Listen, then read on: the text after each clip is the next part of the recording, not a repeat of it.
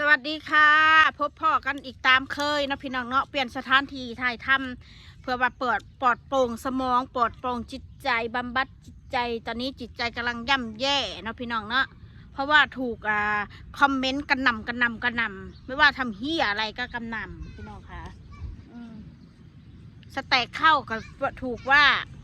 ไปกินข้าวเฮือนคนก็ถือว่าไปเห็ดยังกับว่าเบิร์ดพี่น้องไปถ่ายเด็กน้อยในโรงเรียนก็ถือว่าถือกีดกั้นไม่ให้ถ่ายว่าสั้นซะกับว่าเป็นอย่างที่ผ่านมาบริถ่ายเด็กน้อยในโรงเรียนกับบริอดตายเนี่ยแหละพี่น้องเอ้ยย่านลื่นเขาไปถ่ายน้ำเด็กน้อยพี่น้องพวกจิตใจบอดพวกนี้ค่ะแทนที่เขาไปถ่ายเด็กน้อยผู้รักผู้ใหญ่เพิ่นเห็นขนาดมีความเมตตาการซอยเรือคนนี่บ่จำเป็นต้องว่าสิมาเห็นว่าข่อยเป็นคนถ่ายทอดบ่จำเป็นต้องว่าสิอยากเข้ามาสิมาโอนเงินทางข่อยเขาก็บ่ต้องการดอกแบบนะฮะถ้าคนเขามีจิตใจบุญหรืออยากซอยเรือคนเพิ่นก็โดยตรงเลยหาผู้รักผู้ใหญ่ทางบ้านทางเมืองเพิ่นเลยบ่จำเป็นต้องสิมาผ่านข่อยเพราะว่าผ่านข่อยเขาก็บ่รับอยู่แล้วถ้าเงินมันหลายนั่นเพราะว่าข่อยบ่อยากมีปัญหาเข้าใจเนาะเกิดเป็นคนน่ะอย่าชุดจิตใจดำหลายมันบ่ได้รวยยอดออกไปถ่ายเด็กน้อยวิว4-5 พันนะกูสิบอกไปให้ซะแล้วก็ว่ายังก็ว่าพื้นนะยังมีลักษณะคือลักษณะแบบว่ายังมีอีคุ้ยนี่แหละทำนองนี่แหละว่าโอนเงินให้เด็กอยู่ตีว่าสั้นว่าซี่นะว่ายังกับกรุณาให้เกียรติ FC ชันเด้อผู้รักผู้ใหญ่ FC ที่เพิ่นโอนเงินให้นะเพิ่นบ่แม่นคุ้ยเพิ่นเป็นคนเพิ่นมีสมองเพิ่นแยกแยะบ่แม่นสู้สั่งแล้วเขาสิสั่งนำมันบ่แม่นบ่แม่นว่าสู้เกียรติเป็นเบิดบ้านเบิดเมืองคนเกียรติทั้งบ้านเมืองแล้วเขาสิมาสั่งเบิดคนหักก็มีคนสั่งก็มีคือกูเว้าหั่นแหละคือสู้น่ะก็คือกันอย่าสู้คิดว่าสิมีแต่คนหักคนที่เขาสั่งคนที่เขามันใส่สู้น่ะก็มีคือกันแต่เพียงเขาบ่อยากยุ่งน้ำพวกมารผจญมารจังไรพวกจังไรไฟใหม่พวกบ่มีเวียกบ่มีงานพวกว่างงานว่าซั่นซะหาว่าสักคนอื่นเป็นจังสั้นหาว่าสักคนอื่นเป็นจังซี่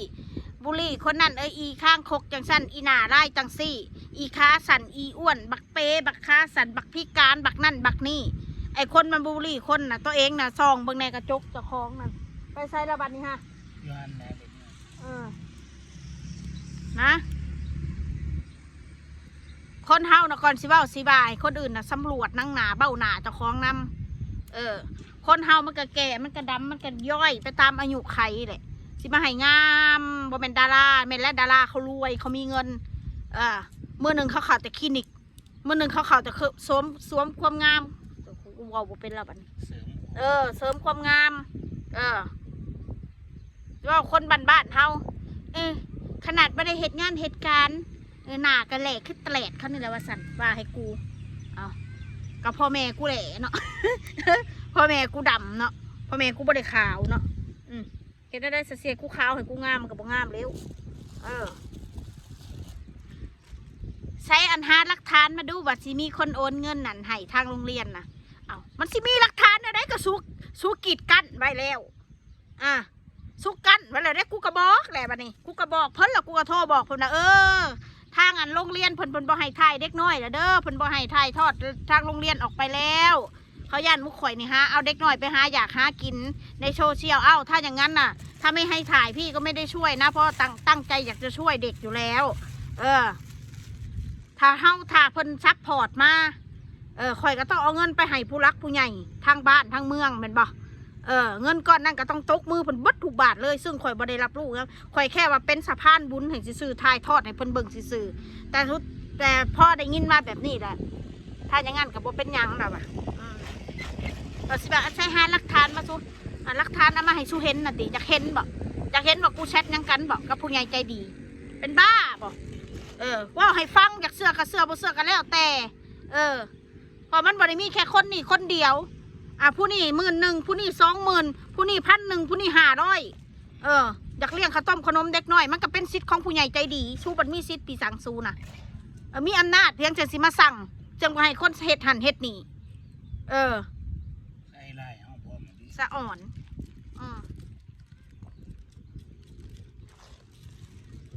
ไปอยู่ใส่บรรลัยหันคำว่าบรรลัยน่ะคือพวกมึงหัน บ่แม่นกูกับผัวกูหรอกเพราะว่ากูกับผัวกูนี่อยากอยู่แบบสงบอยู่แล้วบ่อยากยุ่งกับใครอยู่แล้วยอมอยู่ลำบากยอมอดลำบากกระสร้างเรื่องของกูกูลำบากกูก็มีกินกูลำบากในมือหนากูลำบากในมือนี่มือหนากูอาจจะมีกินก็ได้กูอาจจะมีใช้อาจกูจัดกันหมดหนี้หมดสินก็ได้ที่กูยอมลำบากอันทนอยู่เฮ็ดหยังห้องเศร้าห้องแคบๆห้องน้อยๆบ่มีแอร์ก็กูทนย้อนหยังย้อนราคาเศร้ามันถึกแต่ว่ามองอยู่มองเศร้ามันก็บ่ได้ซกกระปรกมันสะอาดมันอยู่ได้ว่าซั่นซะกูก็หาเงินเพื่อหยังเพื่อเก็บเงินใช้หนี้ใช้สินเพื่อแบ่งเบาภาระถึงว่าอดอยู่บางทันนะถ้ากูบ่คิดสิอยากใช้หนี้ใช้สินกูไปอยู่เดือนละ10,000ก็ยังอยู่ได้ว่าซั่นซะบ่ต้องคิดยังได้เงินเดือนออกมาจ่ายค่าห้องค่าแดกอย่างเดียวบ่ต้องคิดสิใช้หนี้หมู่แบบนั้นน่ะมันอยู่ได้แบบนั้นแต่อันนี้พี่สังกูต้องอดออมแล้วก็ว่ายังอีกว่าสังเกตดูนะทุกคนตอนนี้นะมันตกอับแล้วกินแต่แกงหน่อไม้เมื่อก่อนนะไม่ค่อยเห็นมันกินแกงหน่อไม้นะไปไล่ดูคลิปนะป้าที่โถคลิปแกงหน่อไม้กูนี่ลาบงัวแกงหน่อไม้ตำหุ่งนี่กูก็เกือบเดือนหนึ่งนี่มีอยู่ดอก10 เถื่อเมนูประจำช่องเลยมึงผัดไปมึงผัดไปอยู่ไซมามันแมนFCโตยงอยู่บ้านเลยนี่มึงผัดไปอยู่ไซมาจัดสิวาสมัยตะกี้เมนูประจำช่องเลยเนี่ยแกงหน่อไม้กับเอาคลิปรีลันเวลากูไปกินอาหารทะเลอาหารเต็มโต๊ะนะแล้วเอามาลงว่าอันนี้คืออันนี้ฉันเป็นเมื่อก่อนอันนี้ในปัจจุบันถ้ามึงเบิ่งคลิปแล้วมึงเอาใจเบิ่งนะมึงเบิ่งดีๆเด้อขอบคุณผู้ใหญ่ใจดีส่งเงินมาให้กินอาหารไปเบิ่งเอาเด้อไปเบิ่งเอารถแล้วเปิดใจเบิ่งว่าที่มันกินหลายๆอย่างกับมีผู้รักผู้ใหญ่ใจดีที่ส่งเงินมาให้เขาแดกนะสมัยตะกี้กูมีเงินกูกับโบกินขนาดนั้นดอกอันนี้ FC ส่งมาสมุดระงบ 2,000 เด้อก็คือเอาให้เบิด 2,000 เลยสั่งอาหารให้มันเต็มโต๊ะเพราะว่าพี่ดูคลิปมันเต็มจอพี่อยากดูว่ามีอาหารมันน่าอะไรน่ากินคนที่เขาเบิ่งแต่คนที่ได้กินก็คือข่อยคนที่เพิ่นให้ก็คือเพิ่นเข้าใจเนาะเพิ่นน่ะก็กินจนเบื่อว่าซั่นกินซะเพิ่นอยากเขาส่งมา 3,000 ซื้ออันนี้เด้อซื้ออันนี้เด้อซื้ออันนี้เด้อถ้าเขาจะบอกว่าพี่ส่งให้ 3,000 น้องมนก็กิน1,000นะ2,000ก็เก็บไว้นะอันนั้นก็ตามความผู้รักผู้ใหญ่เพิ่นบอกมาบางคนส่งมาอันออกไปโชว์มันเลยนับโชว์มันเลยนะเงินนับโชว์มันเลยคนจะได้รู้ว่ามีคนรักคนนี่ให้เรากูก็เอาตามผู้ใหญ่ใจดีแทนนะที่ว่าสู้เอามาว่าสกูแต่ละมือแต่ละวันนะกูสิบอกใส่สมองช่วยซะเด้อว่ามาแล้วกูซูนบอกกับพวกมึงนี่เพิ่นน่ะอยากกินต้นไม้นะมาเด้ออ้างอันนั้นก็อ้างอันนี้เอาคนเฮาหาเงินมาได้สิมียังมันภูมิใจนะก็อ้างเลยมีทองก็ใส่ทองฉันสิซื้อมาให้สแต็กเลี้ยงทองก็ซื้อมาใส่แล้วว่ามีทองก็ใส่แล้วว่าอ้างว่าสันอวดร่ำอวดรวยบ่ได้อวดร่ำอวดรวยการละครั้งหนึ่งก็หาได้มีปัญญาหาได้ว่าสันซะคู่มือนี่ถามว่ามีปัญญาหาได้บ่มีหาสแต็กลงหัวพุ่งพ่อคู่มือนี่หันสิมาว่าใส่กันให้ยังกินแกงหน่อไม้กับว่าตกอัพโอ้กูสิบอกไปให้เด้อแกงหน่อไม้ยามนี่มึงไปหาซื้อแม่มึงบ่ฮอด200ให้เหยียบขี่ทำปากกูนี่แกงหน่อไม้หม้อหนึ่งนะมึงซื้อหน่อไม้ก็100แล้วมึงกับพ่อแกงมึงซื้อเครื่องแกงอีกปลาแดกแป้งนัวอีกมักพริกอีกน้ำยาด่างอีกเอาได้ไหมถ้าไปเหยียบขี่ทำปากกูนี่มึงคืนปลาแกงหน่อไม้อย่ามันถือทีนะ